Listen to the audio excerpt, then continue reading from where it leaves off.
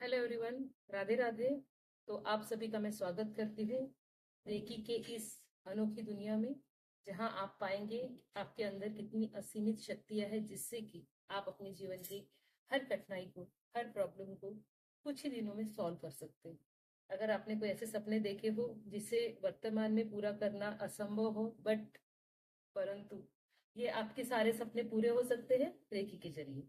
तो हम जानते हैं रेकी यानी क्या। रेकी फिलहाल इसका जापानी शब्द है, क्योंकि इस वक्त रेकी जापान से उद्गम हुई है, यानी जापान में इसको पुनर्जन्म मिला है। वैसे ये आपको मैं बता दूं, रेकी इसको बहुत कई सदियों पहले या कई सालों पहले हमारे भारत में स्पर्श चिकित्सा के नाम से जाना जाता था। ये हमारे ऋषि मुनियों के पास की विद्या थी।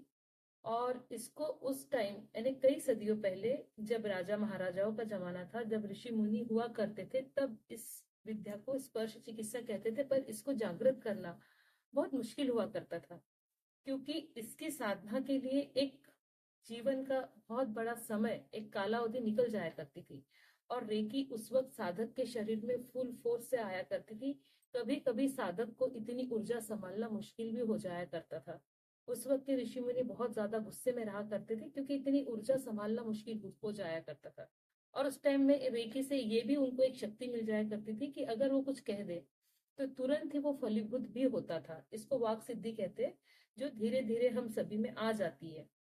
तो उस वक्त अगर इंसान इतनी शक्ति मिलने के बाद अगर कुछ गलत कह दे तो गलत भी हो जाया करता था। तो ये, हाँ, रेकी का दुरुपयोग भी हो जाया करता था कभी कभी। इसीलिए अभी जब तीसरी बार रेखी धरती पर आई है, तो इसको अभी के साधकों ने, अभी के गुरुओं ने इतना सहज और सरल बना दिया है कि अब रेखी सिर्फ और सिर्फ पवित्र ही काम करती है। इससे कभी अब किसी का गलत नहीं हो सकता है। अब रेखी को 5 लेवल में बांट दिया गया है, ताकि हमारा जो ह्यूमन बॉडी है या हमारा जो शरीर है, उसको धीरे धीरे उस लायक बन जाए, उतनी ऊर्जा को सहन करने के लायक बन जाए, और उस ऊर्जा को सही तरीके से अपने जीवन में उतार सके, या औरों के लिए या अपने लिए हम उसको यूज कर सके। अब हम जान लेते हैं रेकी इस शब्द का अर्थ क्या है। रेकी ये जापानी वर्ड है, जैसे मैंने बताया, जापानी शब्द है। इसका मतलब होता है रे। रे का मतलब होता है पूरे ब्रह्मांड में जो छाया हुआ है। संपूर्ण विश्व, विश्व तो बहुत छोटी बात है, पूरे ब्रह्मांड की बात करेंगे। ब्रह्मांड इतना बड़ा है, हम सोच नहीं सकते। शब्द ये बहुत छोटा है, पर ब्रह्मांड का आप कल्पना करके देखिए कि पृथ्वी के बाहर जो ब्रह्मांड है उसका कोई अंत नहीं है। तो इस अनंत में जो शक्ति सब तरफ छाई हुई है उसको कहते हैं रे। और इसका की का मतलब होता है चाबी, भी हम कह सकते हैं, जिसको इंग्लिश में हम चाबी कहते हैं। या चराचर ब्रह्मांड में छाई हुई व्याप्त शक्ति को एक जीवनदायी शक्ति। ठीक है। रेकी का मतलब ये होता है कि रे का अर्थ होता है विश्वव्यापी और की का अर्थ है जीवनदायी। ठीक है। एक ऐसी शक्ति जो सबको जीवन देती है, एक पवित्र शक्ति, इसका मतलब है रेकी, जिसको जापान से ये शब्द मिला है। हमारे यहाँ से स्पर्श चिकित्सा कहा जाता था। इसका काम है, हमारे जितने भी मानव शरीर में 7 चक्र होते हैं, वैसे 7 नहीं होते, 200 होते हैं, बट मुख्यतः 7 ही सबको पता है। और 7 को अगर हम जागृत कर ले, संतुलित कर ले, तो बाकी के चक्र ऑटोमेटिक संतुलित होने लग जाते हैं। वैसे 7 चक्रों के अलावा और 2 चक्र है जिसे गुप्त रखा गया है। अब उसे गुप्त क्यों रखा गया है मैं आगे बताऊंगी, बट ऐसे मैं बताऊंगी 7 नहीं 9 चक्र होते हैं। और 9 चक्र हमारे बॉडी में, सहस्त्रार चक्र जो हमारे सर से शुरू होता है, ऐसे करते करते हमारे मूलाधार चक्र तक ये 7 चक्र होते हैं। इन्हीं के बीच में हमारे नाभि में 2 चक्र और होते हैं, और नाभि में ही हमारी रेकी ऊर्जा छिपी हुई है। इस वजह से ये 2 चक्रों को गुप्त रखा गया है। और ये जो ऊर्जा शक्ति है, जो रेकी है, हर किसी में, जितने भी जीव है धरती पर, छोटे से छोटा, चाहे वो कीटाणु हो, जीवाणु हो, या फिर बड़े से बड़ा कोई भी जानवर हो, उसमें हम मनुष्य भी आते, क्योंकि हम भी प्राणी ही हैं। तो ये हर जीवित प्राणी में, यहाँ तक कि जो ऐसे भी जैसे पहाड़ हो गए, पत्थर हो गए, उनमें भी ये शक्ति है। वो हमने कहावत सुनी है कि कण कण में भगवान। तो भगवान यानी ही रेकी ऊर्जा है, जिसे हमने भगवान का नाम दिया है, ईश्वर का नाम दिया है। क्योंकि रेकी ये उस अभी हमारे पास में इसका उतना प्रमाण नहीं था भारत में, लेकिन अब प्रमाण बढ़ रहा है, तो लोगों को समझ में आ रहा है कि रेकी ही ईश्वर है या ईश्वरीय शक्ति है। तो मैं ये कहना चाहूंगी कि रेकी ये कण कण में है ना। जैसे कि हमारे बड़े बुजुर्ग बताते थे कि हर जगह पे आपको भगवान मिल जाएंगे, पत्थर में, किसी भी इंसान में, पेड़ में, पौधे में, तो वो यही शक्ति है रेकी। ये कण कण में फैली हुई। तो हमारे सातों चक्रों में से 2 चक्र है जिसमें कि रेकी ऊर्जा हमारे अंदर है, पर इसका हमें ज्ञान ही नहीं है। और इसका ज्ञान आपको जब अगर हो भी जाए तो आप इसको निकाल नहीं सकते, क्योंकि ये एक ताले में बंद हुई होती है। और ये ताले की चाबी सिर्फ और सिर्फ आपके गुरु के पास होती है। तो ये ताला खोलने की क्षमता सिर्फ गुरु के पास है। इसीलिए रेकी विद्या ये गुरु शिष्य परंपरा के अंतर्गत आती है। अगर आपको रेकी सीखना है तो आपको अपने लिए एक उत्तम या योग्य गुरु को चुनना ही होगा। अभी आपके ऊपर डिपेंड करता है कि आपको कौन से गुरु मिलते हैं, आप किस गुरु से आप बात करते हो अपने लिए ये ऊर्जा को खोलने के लिए। ठीक है। तो रेकी में अब मैंने आपको समझा दिया है कि रेकी हमारे शरीर के अंदर ही है, हर मानव के अंदर है, हर जीव के अंदर है, हर पेड़ पौधे के अंदर है।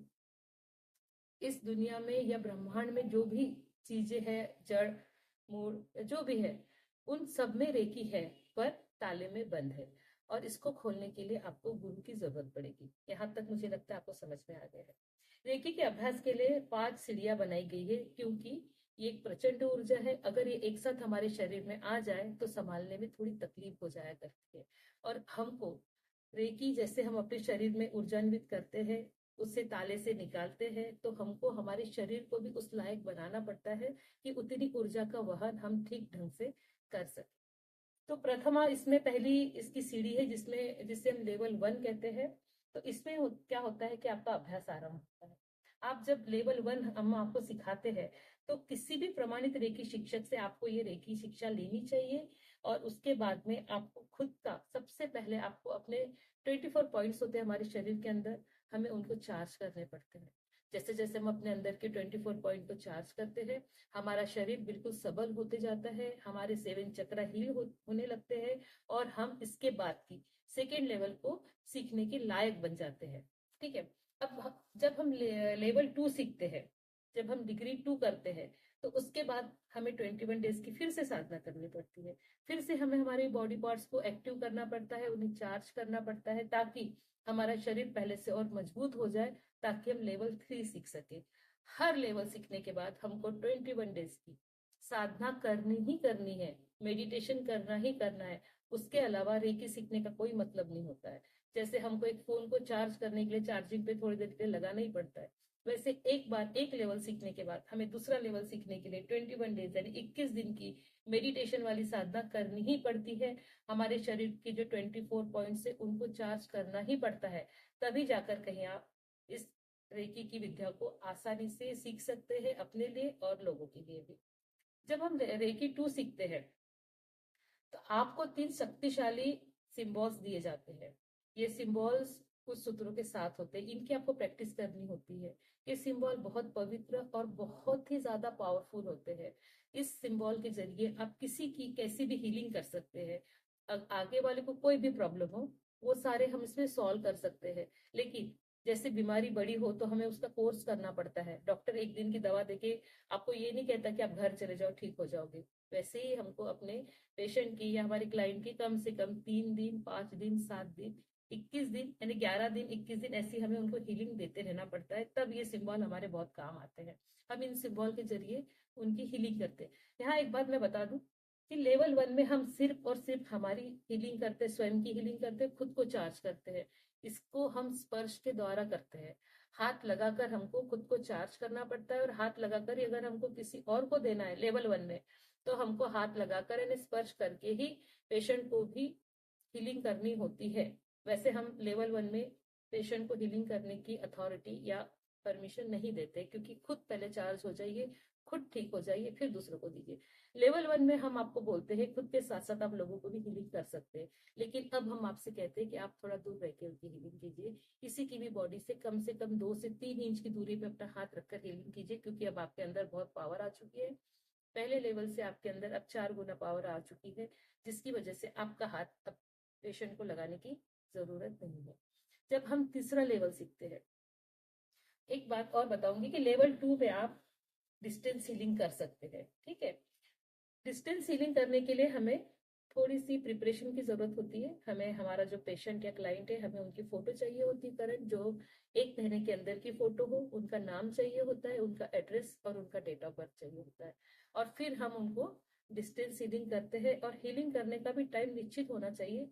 उदाहरण के लिए अगर आपने दोपहर का 3 बजे का टाइम लिया है, तो आप 3 बजे के 10 मिनट पहले या 10 मिनट बाद आप समय एडजस्ट कर सकते हैं, लेकिन 3 का 4 या 5 नहीं कर सकते, या 3 का 2 नहीं कर सकते हैं। ये कुछ नियम होते हैं, आप धीरे धीरे सब सीख जाएंगे। ठीक है। जब आप लेवल 3 सीखते हो, जब हम लेवल 3 में आ जाते हैं, तो तृतीया के लिए जब हम संस्कारित हो जाते हैं, तो आपकी वहन शक्ति बहुत बढ़ जाती है। यानी आपके अंदर जो पावर आती है, रेकी जो ऊर्जा आती है, अब वो आपके शरीर में कंटिन्यू बहने लगती है, आप उसको रोक नहीं सकते, और आप बहुत अच्छा अनुभव करते हैं। एक लाइटन आपके अंदर एनर्जी आ जाती है एकदम, आप हमेशा हैप्पी रहते हो। क्योंकि हमारे जब रेकी सिखाते तो आपको 5 नियम सिखाए ही जाते हैं। वो एक प्रकार की कसम कह लीजिए कि हम आज के लिए गुस्सा नहीं करेंगे। ये मैं आपको थोड़ी देर में बताती हूँ, क्योंकि 5 ये जो सिंबल है, हमारे जो 5 टैग लाइन्स है, ये 5 नियम है, ये बहुत जरूरी है। ये हम सबसे पहले आपको सिखाते हैं, ये आपको सीखने ही पड़ते हैं, याद कर लेने पड़ते हैं। और ये 5 जो सूत्र या नियम है, इसके बाद आपका जीवन पूरी तरीके से बदल जाता है। तो हम अभी पहले लेवल 3 की बात कर लेते हैं। जब आप लेवल 3 कर लेते हैं, तो आपकी जो ऊर्जा है आपके शरीर की, वो चरम सीमा तक पहुंचती है। प्रथम रेखी की तुलना में अब ये शक्ति आपके अंदर 10 गुना आ जाती है। लेवल 3 सीखने के बाद आप किसी को भी, आप डिस्टेंस हीलिंग के साथ साथ आप उनके ऊपर जब सिंबल डालते हो, आपको इसमें सिंबल भी ज्यादा मिलते हैं। लेवल 3 में आपको 4 से 5 सिंबल मिलते हैं, और वो बहुत पावरफुल होते हैं। और आप किसी भी लेवल के पेशेंट को लेवल 3 में बिल्कुल ठीक कर सकते हैं। अब जब आपको रेकी शिक्षक की हम अटूटमेंट देते हैं, जिसको मास्टर कहते हैं, जब आप मास्टर बन जाते हो, तो आपके अंदर बहुत ऊर्जा का संचार हो जाता है, और आपके अंदर एक पावर आ जाती है कि आप जब मास्टर बन जाते हो, यानी लेवल 4 सीख लेते हो, तो आप लेवल 1 और लेवल 2 इसका अटूटमेंट अपने शिष्यों को दे सकते हो। आप किसी को भी लेवल 1 और लेवल 2 का साधक बना सकते हो, उनको अटूटमेंट दे सकते हो। ये पावर आपको ब्रह्मांड देता है, ये अथॉरिटी आपको मिल जाती है। लेकिन जब आप ग्रैंड मास्टर कर लेते हो, यानी लेवल 5 आप सीख जाते हो, तब आपके अंदर की रेकी ऊर्जा असीमित हो जाती है, बिल्कुल असीमित। किसी भी गणना में इसकी ऊर्जा हम गिन नहीं सकते। आपकी पूरी बॉडी उस वक्त एक खुद प्रकाश बन जाती है, खुद एक रोशनी बन जाती है, खुद इतना पावर आपके अंदर आ जाता है कि आप किसी को भी 10 सेकेंड के अंदर ठीक कर सकते हो, आमने सामने। ठीक है। ये आपके अंदर पावर आता है, पर इसको यूज कैसे करना है मैं वो बाद में बताती हूँ। इतना पावर आपके अंदर आ जाता है कि आप लेवल 1, लेवल 2, लेवल 3, लेवल 4 और लेवल 5 इसके लिए आप किसी को भी अटूटमेंट दे सकते हो। कोई भी आपसे, कोई भी इन द सेंस कि कोई भी साधारण व्यक्ति जो नॉर्मल ह्यूमन बीइंग है, आप उसको ऊर्जा शक्ति बना सकते हो। इतनी शक्ति आपके अंदर ग्रैंड मास्टर बनने के बाद आ जाती है। हर व्यक्ति इस संसार में जन्म लेते समय रेकी के साथ ही पैदा होता है, जैसे मैंने आपको पहले बताया। किंतु यहाँ का जो वातावरण है, हमारा जो 3D का वातावरण है, इतना मतलब इतना दूषित वातावरण है, लेकिन साथ में हमारी जीवन शैली बहुत बदल गई है। आज के जमाने में बहुत फास्ट लाइफ हो गई है, जिसकी वजह से हमें पैसा कमाना है। बच्चे 2-3 साल के हुए नहीं हुए तो उनको स्कूल जाना है। तो पहले जैसा फ्रीडम और पहले जैसे समय नहीं रहा है हमारे लाइफ में, और हम लोग अध्यात्म भी भूलते जा रहे हैं। अब रोज सुबह से शाम तक हमारा रूटीन ऐसा हो गया है कि हम अपने रूटीन के अलावा कुछ सोच ही नहीं सकते। तो हम अपनी उस पवित्र ऊर्जा जो हमारे नाभि में छिपी है, उसको हम पूरी तरीके से भूल गए हैं। तो उस वजह से हम रेकी से ऑटोमेटिक दूर हुए, जो हमारे खुद के पास है। ठीक है। सिर्फ प्रदूषण के कारण तथा सॉरी, प्रदूषण के कारण उसका इस शक्ति से संबंध टूट जाता है, क्योंकि प्रदूषण भी हमारे यहाँ बहुत बढ़ चुका है।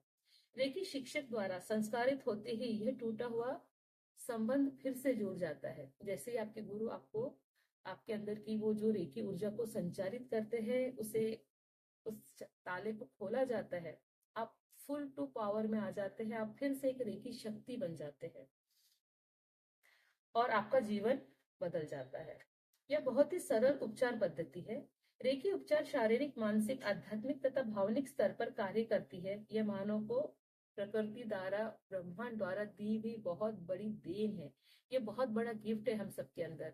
बहुत लोगों के अंदर सिक्स सेंस होता है कि उसे पहले ही पता चल जाता है कोई चीज, कहीं अगर वो जाना चाहे, उसको पहले ही पता चल जाता है कि नहीं जाना चाहिए, कुछ हो सकता है। तो ये जो सिक्स सेंस है ना, ये हमारी रेकी ऊर्जा ही है। किसी की कभी कभी ऑटोमेटिक ही जागृत हो जाती है, और कुछ लोगों के लिए गुरु की आवश्यकता पड़ती है। ठीक है। यह सभी स्तरों पर असंतुलन को मिटाकर वहां संतुलन स्थापित करते हैं। आपके अंदर असंतुलन आपके चक्रों में ही होते हैं अक्सर करके। अगर आपके चक्र असंतुलित है तो फिर आपकी पूरी जीवन शैली ही असंतुलित हो जाती है। तो आपके जितने भी असंतुलन है, रेकी उसको संतुलित करती है। प्रथमा रेकी के लिए संस्कारित होने के पश्चात कम से कम 21 दिनों तक सिखाई गई पद्धति अनुसार स्वयं उपचार करना अति आवश्यक है। ये मैंने आपको पहले ही बताया कि हर लेवल सीखने के बाद 21 दिन का स्वयं उपचार करना है, मेडिटेशन करना है, तभी आपकी बॉडी रेडी होती है सेकेंड लेवल के लिए। वो सेकेंड लेवल करने के बाद फिर से आपको 21 डेज की मेडिटेशन और स्वयं उपचार पद्धति करनी ही करनी है। रेकी से कभी किसी को कोई हानि नहीं होती। एक बात यह है कि पहले के जमाने में हुआ करता था, एकदम फुल फोर्स में रेकी आ जाया करती थी। जो साधक है वो खुद नहीं समझ पाता था कि मैं इसको कैसे डील करूं, क्योंकि उनके पास गुरु नहीं होते थे, स्वयं सिद्ध करते थे। स्वयं सिद्ध करने के चक्कर में टाइम भी बहुत लगता था, कोई बताने वाला नहीं होता था, किसी से कुछ पूछ नहीं सकते थे, और हाई एनर्जी होने की वजह से हमेशा वो हाई टेम्पर्ड में रहते थे, गुस्सा बहुत हुआ करता था। कोई कुछ बोल देते थे, तुरंत श्राप दे दिया करते थे। ये कहानी हमने बहुत सुनी है ग्रंथों में। ये श्राप देना और उसका तुरंत फलीभूत होना, ये सिर्फ और सिर्फ रेकी में ही पॉसिबल है। ठीक है। तो रेकी में इतनी एनर्जी है कि अगर कोई किसी को गलत बोल दे तो उसका तुरंत गलत होता है, लेकिन फिर बहुत बड़ा कर्मा क्रिएट होता है। हम इस पॉइंट पे भी आएंगे। कर्मा बहुत जरूरी है हमारे लाइफ में। कर्मा का गणित सीखना बहुत जरूरी है, उसको उसमें हम बाद में आते हैं। पहले हम रेकी के बारे में जान लेते हैं। डॉक्टर मकाउसी, ये हमारे लिए किसी देवता से कम नहीं है। डॉक्टर मकाउसी अगर आज नहीं होते तो रेकी हमारे बीच नहीं होती, क्योंकि रेकी हमारे बीच में इससे पहले 2 बार धरती पर आकर जा चुकी। ये सबसे पहले कब आई थी इसका तो मुझे उतना ज्ञान नहीं है, लेकिन सेकेंड टाइम आई थी जब हमारे राजा महाराजा, देवी देवताओं का जमाना था, या राजा महाराजाओं का था, जब ऋषि मुनि हुआ करते थे। और ये बहुत सीमित लोगों के बीच हुआ करती थी, क्योंकि बहुत कालावधि लगती थी, एक जीवन समाप्त हो जाता था। युवावस्था में, जवानी में बैठा हुआ इंसान साधना करते करते जब उसे सिद्धि प्राप्त होती थी, तो जब वो उठता था देखता था तो वो बूढ़ा हो चुका होता था, जिसकी लाइफ पूरी खत्म हो चुकी होती थी। तब कहीं जाके साधना उसको मिलती थी, क्योंकि उस वक्त रेकी के गुरु नहीं थे, तो इसका प्रचार प्रसार हुआ नहीं। इस वजह से पहली बार रेकी चली गई। दूसरी बार हमारे गौतम बुद्ध भगवान ने इसको धरती पर लाया। आज भी गया जी में उनका बोधि वृक्ष, पीपल का वृक्ष आज भी है, जिसके नीचे उन्हें माँ रेकी की सिद्धि प्राप्त हुई थी। उसके बाद उन्होंने ये चीज अपने कुछ शिष्यों को सिखाई। शिष्य को सिखाने के बाद में ऐसा होता है ना कि लोग लोग कि आप चमत्कार करते हो तो भी हमारे सब दुखड़े लेके आने लगे, अपने अपने प्रॉब्लम्स बताने लगे, और भगवान बुद्ध उनको ठीक भी करने लगे। और जैसे भगवान बुद्ध देखते थे कि अब यहाँ गर्दी बढ़ने लगी, तो वो दूसरे शहर जाने लगे, फिर वहां के प्रॉब्लम सॉल्व होने लगे। फिर ऐसे करते करते उन्होंने देखा कि लोग अंतहीन हैं, जिनकी की बहुत सारी प्रॉब्लम है। उन्होंने लोगों को सिखाना चाहा, तो एक समुदाय उनका हुआ भी। एक कुछ लोग उनसे जुड़े भी, जो उनके साधक बने, शिष्य बने। मगर कुछ लोग ऐसे थे कि जिनको सिर्फ करवा लेना था कि आप हमको ठीक कर दो। इन सब चीजों से परेशान होकर गौतम बुद्ध जंगलों में चले गए, और फिर उन्होंने सोचा कि लोग सुधरने वाले हैं नहीं, सीखने वाले हैं नहीं। उन्होंने अपना एक जो लिमिटेड समुदाय था उसमें ही वो रहे, और उन्होंने अपना साधना वो करते रहे। ऐसे करते करते सेकेंड टाइम भी ये साधना, ये जो सिद्धि है, रेकी है, ये फिर से प्रचारित प्रसारित नहीं हुई। लोगों ने इसका मिस यूज ही किया। फिर वापस रेकी अपने ब्रह्मांड में चली गई। तीसरे टाइम डॉक्टर मकाउसी का जन्म होता है जापान में, एक बहुत ही बड़े बुद्ध परिवार में, जो बहुत अमीर रिच फैमिली है, जहाँ किसी चीज की कमी नहीं होती। पर मकाउसी बचपन से ही बहुत आध्यात्मिक, बहुत पूजा पाठ वाले, बहुत ज्यादा स्पिरिचुअल सोल थे। उनका जब जन्म हुआ, उसके कुछ ही दिनों के बाद जब उन्हें समझ आने लगी, तब से ही वो अपने प्रेयर्स करना, मेडिटेशन में बैठना उन्हें पसंद आने लगा था। ऐसे करते करते उन्होंने पढ़ाई की। उन्होंने उनके जमाने के अनुसार बहुत उच्च कोटि की उन्होंने पढ़ाई की, और स्पिरिचुअल जगत में उन्होंने बहुत कुछ सिद्धियां भी, सिद्धियां नहीं कहूंगी मैं, पर बहुत पढ़ाई उन्होंने हासिल कर ली, बहुत ज्ञान हासिल कर लिया। उसके बाद उन्होंने एक गुरुकुल में पढ़ाना शुरू किया बच्चों को मेडिटेशन पे, क्योंकि वो चाहते थे कि उनकी आने वाली पीढ़ी मेडिटेशन को और स्पिरिचुअलिटी को समझे, भगवान को समझे, उसकी शक्ति को समझे। तो उन्होंने कुछ बच्चों को पढ़ाना शुरू किया। ऐसे करते करते वो एक बहुत अच्छे शिक्षक बने, और उनको जापान के एक महाविद्यालय में प्रोफेसर की जॉब मिल गई, जहाँ वो बच्चों को मेडिटेशन सिखाते थे, स्पिरिचुअलिटी सिखाते थे, ईश्वर से प्रार्थनाएं कैसी करनी चाहिए वो सिखाते थे। एक दिन मेडिटेशन की जब वो क्लास ले रहे थे तो एक बच्चे ने उनसे पूछा कि क्या ऐसा हो सकता है कि हम कहीं बैठे हैं और कहीं दूर हमें पता चला कि हमारा कोई रिलेटिव या कोई ऐसा इंसान बहुत बीमार है, तो क्या हम उसको यहाँ बैठे बैठे अपनी प्रार्थना से ठीक कर सकते हैं? इसका जवाब मकाऊ उसी के पास कुछ नहीं था। सॉरी, डॉक्टर मकाऊ उसी के पास कुछ नहीं था। वो सोच में पड़ गए, क्या ऐसा हो सकता है? तो मेडिटेशन तो मैं भी बचपन से कर रहा हूँ, लेकिन मुझे तो आज तक ना ऐसा सवाल मिला ना जवाब मिला। फिर वो बच्चा पूछता है, क्या हमारे पास ऐसी शक्ति है जब हम इतने मेडिटेशन कर रहे हैं, इतने ध्यान में जा रहे हैं, हम इतनी शांति में हैं, तो क्या हम अपनी इस शांति का उपयोग या हमारे पास जो भी हमें सिद्धियां मिल रही है, क्या हम इस सिद्धि का उपयोग कर सकते हैं किसी को ठीक करने के लिए?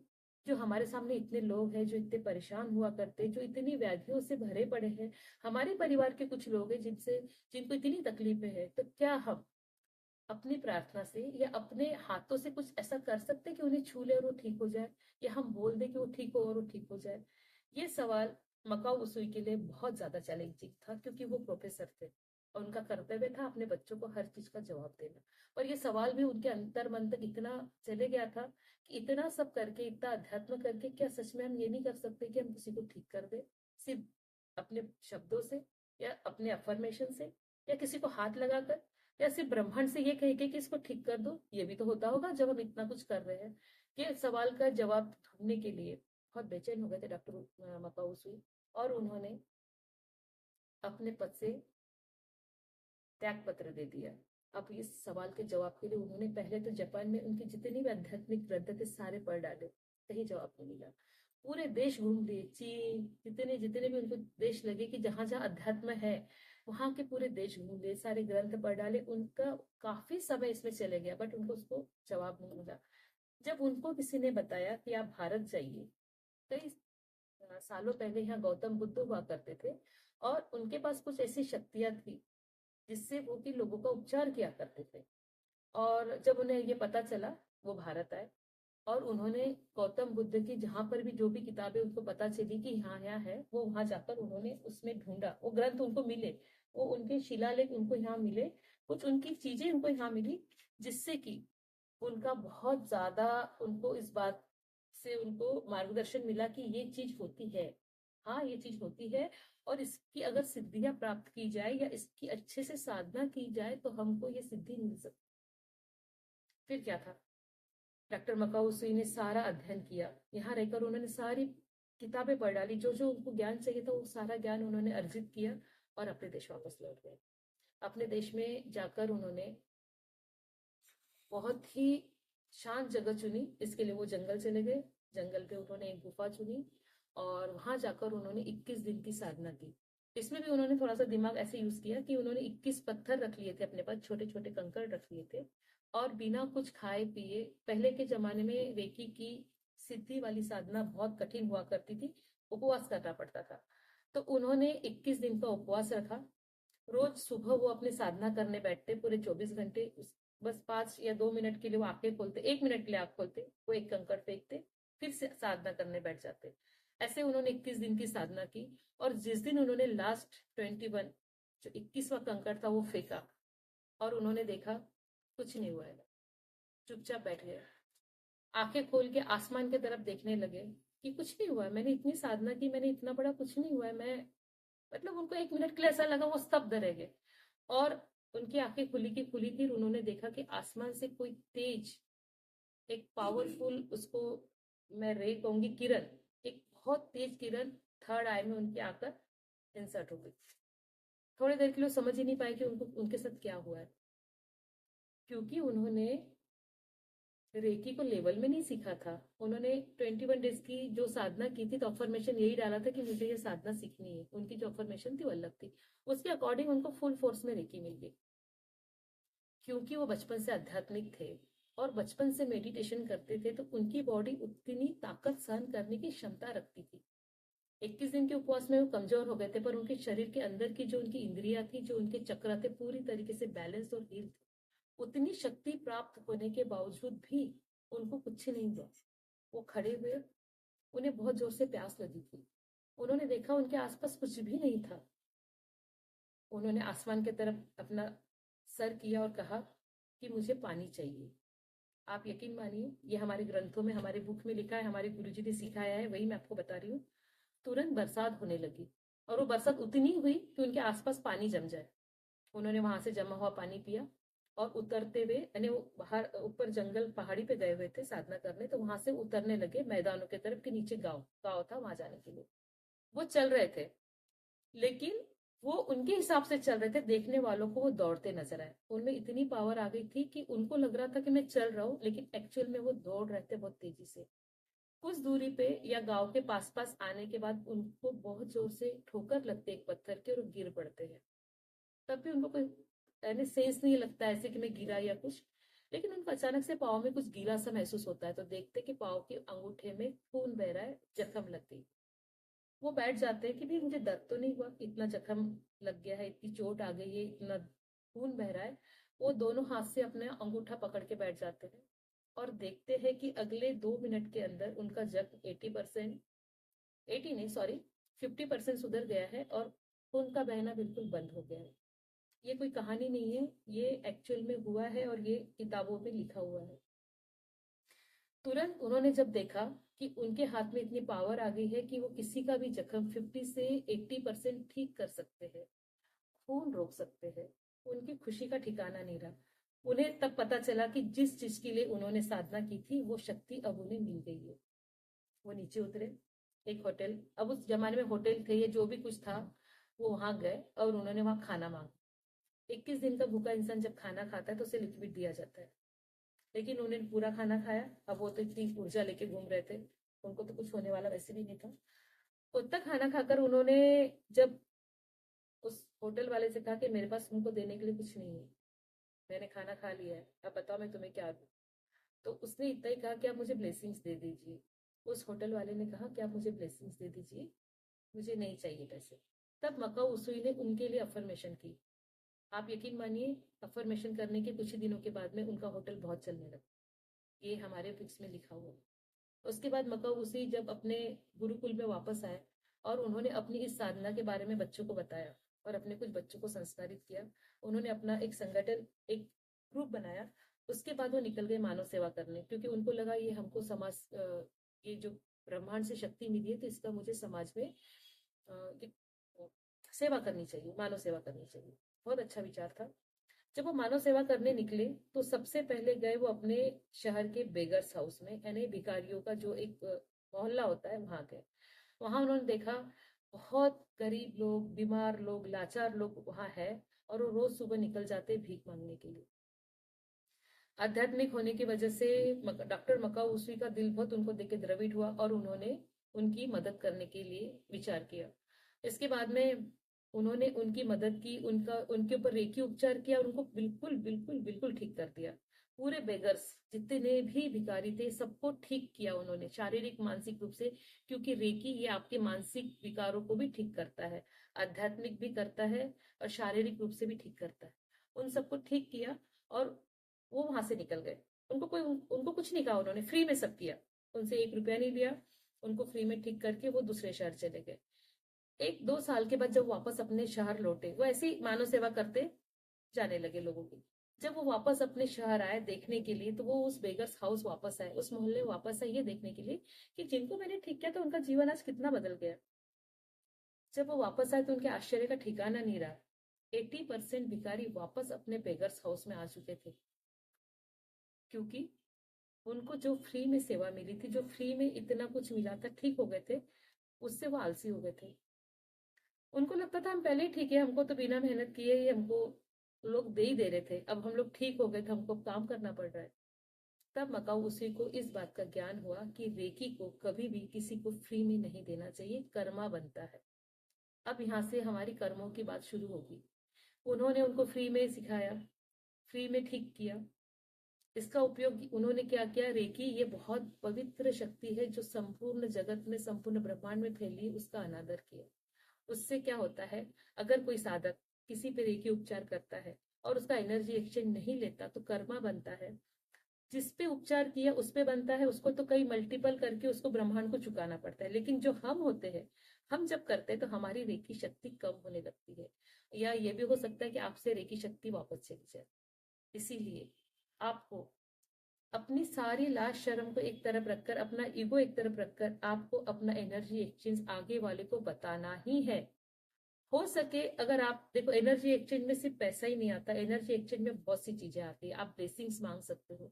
अगर कोई व्यक्ति आपको एनर्जी एक्सचेंज नहीं दे सकता, बहुत गरीब है, आप उससे कहो कि आप मुझे मेरे सामने खड़े होकर दुआएं दीजिए, और दुआएं जोर से दीजिए, आपके स्वर ब्रह्मांड में जाने चाहिए। आप मुझे बोलिए कि आपकी हीलिंग में बहुत पावर आ जाए, आपकी रेकी हीलिंग इतनी बढ़ जाए कि आप किसी को भी जब हीलिंग करो वो एक बार में ही ठीक हो जाए। या आप बोलिए, आप उनको बोलने लगाइए। ये भी एक प्रकार का एनर्जी एक्सचेंज। अगर कोई आपको बहुत पैसा नहीं दे सकता, बहुत इन द सेंस, अगर आपने सपोज किसी से 100 रुपए मांगे, वो 100 रुपए नहीं दे सकता है, 10 रुपए देता है तो बिल्कुल लीजिए। अगर वो आपको 10 रुपए भी नहीं देना चाह रहा, उनसे कहिए इस 10 रुपए का कुछ आप फूड लेके डॉग्स को खिला दीजिए, काउस को खिला दीजिए, पंछियों को दाना डालिए, लेकिन ये करिए। आप इतना बोल के छूट जाएंगे, आप आपके कर्मों से आपकी छुट्टी हो जाएगी। अब अगर आगे वाला नहीं कर रहा है तो उसके कर्म बदलेंगे, तब यूनिवर्स उसको देखेगा, क्योंकि यूनिवर्स से कुछ छुपा नहीं है, उसके सामने हर चीज है। वो आपका मन भी देख रहा है, आपका कर्म भी देख रहा है, और आपके से होने वाले जितने भी जो काम है उसका फल भी देख रहा है। अब आगे वाला क्या करता है, ये उसका कर्म होगा। और एक बात, हमारे लाइफ में जो भी होता है अच्छा बुरा, वो सब हमारे कर्मों की वजह से होता है। तो हम कर्मों की बात बाद में करेंगे, पहले हम रेकी की बात कर लेते हैं। यहाँ पर एक बात मैं आपको बताना चाहूंगी कि जब आप रेकी सीख जाएंगे, क्योंकि आपका अटूटमेंट हो जाएगा, आपको फर्स्ट सेकंड लेवल तो मिल जाएगा, उसके बाद में सबसे पहले एक एक बहुत बड़ा बदल आएगा आपके अंदर, कि आपके अंदर करुणा जाग जाएगी। आपके अंदर इतनी ममता जाग जाएगी कि आप किसी को भी तकलीफ में नहीं देख पाओगे। आपको लगेगा अरे मुझे तो आता है, मैं तो इसको रेकी दे दूंगी या दे दूंगा। ये काम नहीं करना है। किसी को भी फ्री में रेकी नहीं देना है, बट किसी को बिना पूछे भी रेकी नहीं देना है। हर किसी की निगेटिविटी या जिस वजह से भी वो परेशान है, वो उसका कर्मा है। आगे वाले को पूछकर ही आपको रेकी देना है। और अगर आगे वाला आपको परमिशन देता है रेकी के लिए, तो आपको उसको अमाउंट बताना है। भले आप 10 रुपए बताओ, 100 बताओ, 1000 बताओ, लाख बताओ, आपकी मर्जी, आपको उसको कितना बताना है। वो पैसा दे सकता है, ठीक, नहीं दे सकता है, उसको बोलो जोर से ब्लेसिंग्स दे मुझे। बहुत शर्माते हैं लोग देने के लिए, उनसे कोई नहीं बोल सकते तो मुझे व्हाट्सएप पे लिख कर भेजो कि मैं आपको ब्लेसिंग्स देता हूँ एनर्जी एक्सचेंज के रूप में। वो भी नहीं कर सकते, किसी जानवर को खाना खिला दो, किसी गरीब को दे दो, या किसी मंदिर में 11 रुपए डाल दो, इतना तो कर ही सकते हैं। बट फ्री में नहीं करना है, और किसी के परमिशन के बिना नहीं करना है। अगर कोई परमिशन देता है कि हाँ आप कीजिए, तभी हमको उसकी रेकी उपचार करना है, नहीं तो हमारी माँ रेखी का अपमान होता है। ये बात आपको ध्यान में रखना है। बिना किसी के परमिशन के किसी को रेकी नहीं देना है। ये बात बिल्कुल ध्यान में रखिएगा। किसी किसी की निगेटिविटी इतनी खराब होती है, जब हम उनकी परमिशन के बिना उनको हम जब रेकी देते हैं तो वो निगेटिविटी हम पे अटैक करती है। ठीक है, ये तो हो गई यहाँ तक रेकी की बात। अब इसके आगे मैं आपको बताऊंगी कि किसी को भी रेकी देने के पहले हमको अपना प्रोटेक्शन डालना बहुत जरूरी है। ठीक है, वो मैं आपको नेक्स्ट वीडियो में समझाऊंगी कि हमारा प्रोटेक्शन कैसे करें। अब हम यहाँ आपको कुछ रेकी की विशेषताएं बता देते हैं। यह प्रकृति ने मानव को दी हुई एक अनमोल देन है। जैसा कि मैंने आपको पहले बताया, ये वरदान है हमारे लिए, लेकिन हमारे अंदर है, छुपा हुआ है। तो इसको आपका गुरु खोल देगा, ताला खोल देगा, आपके अंदर आपकी सारी ऊर्जा आ जाएगी। प्रथमा रेखी के उपरांत वाहक हस्त स्पर्श द्वारा उपचार कर सकता है। मैंने जैसे बताया कि जब हम फर्स्ट लेवल सीखते हैं तो हमको छूना पड़ता है। खुद को छुएंगे, ऐसे ऐसे हम छू के करते हैं। तो ये फर्स्ट लेवल में हमको शरीर को छूना पड़ता है, चाहे हमारा क्लाइंट हो चाहे हम हो। लेकिन मैं फर्स्ट लेवल में क्लाइंट को रेकी उपचार करने से मना करूंगी, खुद को कीजिए। रेकी वाहक केवल वाहक होता है, ठीक है। विश्व में स्थित अमर्याद ऊर्जा भंडार से ऊर्जा लेकर वह रुग्ण तक पहुंचाता है। वह शक्ति अपनी शक्ति नहीं है। एक बहुत महत्व का पॉइंट है यहाँ इंपॉर्टेंट, कि हम, आप, मैं, जो भी अब रेकी सीखेंगे, रेकी वाहक, हम केवल कंडक्टर है, हम केवल वाहक है। हम वहां से ऊर्जा, ये जो शक्ति हमारी अपनी नहीं है, मेरी अपनी नहीं है, मैं ब्रह्मांड से ले रही हूँ, मेरे शरीर में आ रही है और मैं आपको दे रही हूँ। तो ये ऊर्जा जो है, मैं उसकी वाहक हूँ। अब मैंने अब मैं ग्रैंड मास्टर करूंगी तो मैं गुड कंडक्टर बन जाऊंगी, मैं वहां से असीम शक्ति लूंगी, आपको तुरंत मिल जाएगी। इसी तरीके से जब आप फर्स्ट लेवल में आएंगे, आप थोड़ी मात्रा में लेंगे, आपके शरीर में जाएगी, आप किसी और को देंगे, तो आपकी अपनी शक्ति नहीं है। ठीक है, इस बात का ध्यान रखना है। अंतर शक्ति कम होने की या समाप्त होने की संभावना नहीं है। वह जितनी अधिक मात्रा में किसी का रेकी उपचार करते हो, उतनी अधिक मात्रा में आपके बॉडी में आती है और आपका शुद्धिकरण करती है। जब हम किसी को रेकी उपचार करते हैं तो पहले शक्ति हमारे शरीर में आती है, हमारे सहस्त्रार चक्र से हमारी पूरी बॉडी में जनरेट होती है, बाद में हमारी इन हाथों में आती है, फिर हम किसी को ऐसे देते हैं। तो जब ये शक्ति हमारे शरीर में आती है तो हमारा शरीर सबसे पहले क्लीन होता है, हमारा शरीर सबसे पहले क्लीन होता है। तो किसी को भी रेकी देने में कंजूसी नहीं करना है और सोचना ही नहीं है अरे मेरे हाथ से कम आ रही है उसके हाथ से ज्यादा आ रही है। रेकी सबके हाथ से समान रूप में आती है, आपके अफर्मेशन वहां काम करते हैं, कम और ज्यादा, ठीक है। जिस प्रकार वाहक रुग्ण को रेकी उपचार देता है उसी प्रकार रुग्ण उपचारों को स्वीकार करता है। अगर रुग्ण की भूमिका नकारात्मक हो तो परिणाम नहीं मिलते। ये वही बात होगी जैसे मैंने कहा कि उनकी परमिशन जरूरी है, बिना परमिशन के अगर आप दोगे तो यू रेकी काम नहीं करती, क्योंकि वो आगे वाला उसको ले ही नहीं रहा है, उसको विश्वास ही नहीं है। तो यहाँ विश्वास भी बहुत काम करता है। अगर आपने विश्वास किया कि मैडम के रेकी देने के बाद मैं ठीक हो जाऊंगा तो आप बिल्कुल 100% ठीक होंगे, तुरंत ठीक हो जाएंगे। अगर आपने सोचा रहे ये क्या मैम कुछ भी करते रहते तो आप बिल्कुल ठीक नहीं होंगे, क्योंकि रेकी सब सुन रही है। वो एक जीवित और बहुत पवित्र शक्ति है, उसके पास हर चीज का इलाज है, बट कब, जब आप उस पर विश्वास करेंगे। इन उपचारों के लिए वाहक को रुग्ण की बीमारी के लक्षणों की जानकारी होना आवश्यक नहीं है। आपको बिल्कुल जरूरी नहीं है कि उस पेशेंट को क्या हुआ है। आप अगर इतना भी बोलकर दे देंगे ना कि ये जो रुग्ण मेरे सामने है, कि ये जो व्यक्ति मेरे सामने है ये बिल्कुल ठीक हो जाए, वो बिल्कुल ठीक हो जाएगा। अब उसके अंदर जो भी प्रॉब्लम है यूनिवर्स उसको देखते रहेगी क्या प्रॉब्लम है। अगर आपको पता है तो बहुत अच्छी बात है, नहीं पता है हम 7 चक्र पे काम करेंगे, ठीक हो जाएगा। या फिर आप डायरेक्ट यूनिवर्स से कहेंगे कि मैं इसको आपकी ऊर्जा दे रहा हूँ, आप इसको ठीक कर दो, यूनिवर्स इसको ठीक कर देगी। इसलिए किसी भी पेशेंट की बीमारी का पता होने की हमको जरूरत नहीं है। इन उपचारों के दौरान रेकी वाहक को बीमारी के रुग्ण अथवा बीमारी के बीमार रेकी वाहक को लगने की कोई संभावना नहीं। एक और बहुत बड़ी बात है, हमको ऐसा लगता है ये बीमार है तो ये हमको बीमारी तो नहीं लग जाएगी, ऐसा कभी नहीं होता है। इसके लिए हम प्रोटेक्शन तो डालते हैं कि उसकी निगेटिविटी हमारे पास नहीं आए, लेकिन किसी की भी बीमारी किसी को यहाँ नहीं लगती रेकी के दौरान। कोई कितना भी बीमार हो, उसको कोई भी लेवल की बीमारी हुई हो, एक रेकी वाहक को अपने पेशेंट की बीमारी कभी नहीं लगती, कभी नहीं, ध्यान में रखना। रेकी उपचार से मानसिक तनाव दूर किया जा सकता है। अगर कोई डिप्रेशन में है, कोई एंजाइटी में है, किसको बुरे बुरे ख्याल आते हैं, बुरे सपने आते हैं, किसको बहुत ज्यादा वो होता है फोबिया, वो सब ठीक होता है। जितनी भी मानसिक बीमारियां है रेकी में ठीक हो जाती है। दूसरी, किसी भी सर्वसामान्य उपचारों के लिए रेकी उपचार दिए जा सकते हैं। किसी भी प्रॉब्लम के लिए दे सकते हो, कोई भी छोटी से छोटी या बड़ी से बड़ी बीमारी के लिए। इसकी एक थेरेपी होती है, उसके एक करने का तरीका होता है जो अब मैं आपको आगे सिखाऊंगी। यहाँ किसी भी सर्वसामान्य उपचारों के लिए रेकी का उपचार किया जा सकता है, मैंने आपको भी बताया। रेकी उपचार प्रथम निगेटिव ब्लॉक्स दूर करते हैं। अगर आपके बॉडी में या आपके लाइफ में भी कुछ निगेटिव ब्लॉक्स उत्पन्न हो चुके हैं तो उसको पहले रेकी दूर करती है, बाद में उपचार करती है। इस कालावधि में कभी बीमारी के कुछ लक्षणों की तीव्रता का अनुभव हो सकता है। कभी कभी कोई बीमारी जड़ से निकालने की वजह से वो कभी कभी ऊपर सरफेस पे आ सकती है, थोड़ी ज्यादा उसके लक्षण बढ़ सकते हैं, बट ये जड़ से खत्म होती है। थोड़ा पेशेंस रखना होता है, क्योंकि हमको इसको ज्यादा, अगर कोई व्यक्ति बीमार है तो उसको 7 दिन की हीलिंग, 11 दिन की हीलिंग, 21 दिन की हीलिंग और 31 दिन की हीलिंग, हम इस तरीके से हीलिंग करते हैं जिसमें कि उनकी बीमारी बहुत कुछ ठीक हो जाती है। स्वस्थ व्यक्ति को भी उपचार दिए जा सकते हैं। स्वस्थ व्यक्ति हमेशा स्वस्थ रहे, इसके लिए हम उनकी हीलिंग कर सकते हैं, उनके लिए अफर्मेशन दे सकते हैं, नॉर्मल सी। इसके लिए हमको कोई ज्यादा एफर्ट्स नहीं करने पड़ते। किसी भी प्रमाणित शिक्षक द्वारा संस्कारित होने के पश्चात ही आप रेकी उपचार कर सकते हैं। आपको जब आपका गुरु आपके सारे ताले खोल देगा, आपकी सारी ऊर्जा को, आपके उस प्रकाश को जिसको लॉक किया गया है आपके नाभि में, उसको जब खोल देगा तभी आप किसी को रेकी दे सकते हैं। अदरवाइज आप अफर्मेशन दे सकते हैं किसी को भी, किसी के लिए भी आप प्रार्थना तो कर ही सकते हैं, ठीक है।